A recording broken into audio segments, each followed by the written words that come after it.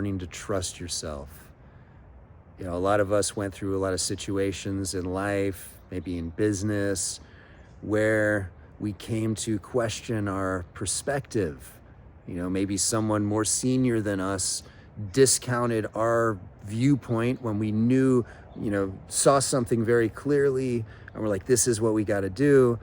And then the CEO or someone who supposedly knows more than you comes in and says, nope, I'm not doing that.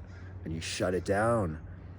And, for a lot of us, that could happen repeatedly over a long period of time. It happened to me a lot in my career. I discounted myself. I discounted my perspective.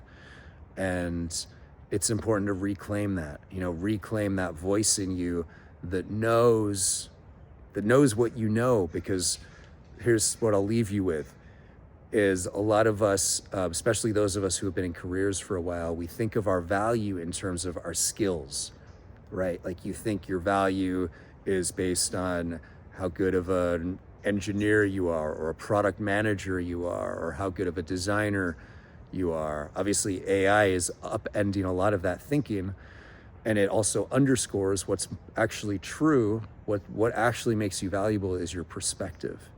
It's your story. Like, this is why diversity is important in companies, for example, because it's not about just having all the people from the top skills or from the top schools with all the strongest skills. It's about having people from different backgrounds who bring different perspectives. So it's important to remember for yourself that what makes you most valuable is not your skills, but your perspective, your life story, your wisdom, your sensibilities. And probably more often than not, jobs tend to discount those things.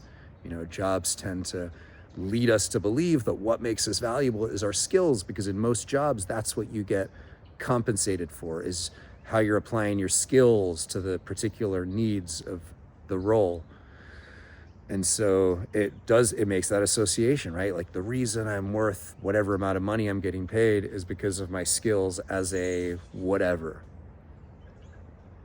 And you get locked in that thinking, and that's why I think we become pretty dependent on jobs. Think about that for a while.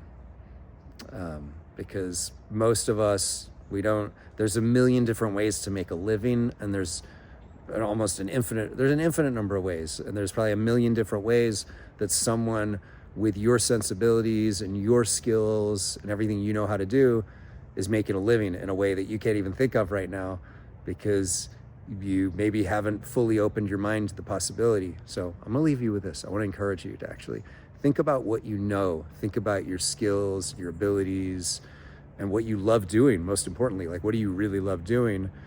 And then think about how you could apply that. Like, who would that be valuable to? Because I guarantee you there's someone in the world, and maybe there's a million people that would find that much more valuable than anyone you've worked for before. All right, I'll see you tomorrow.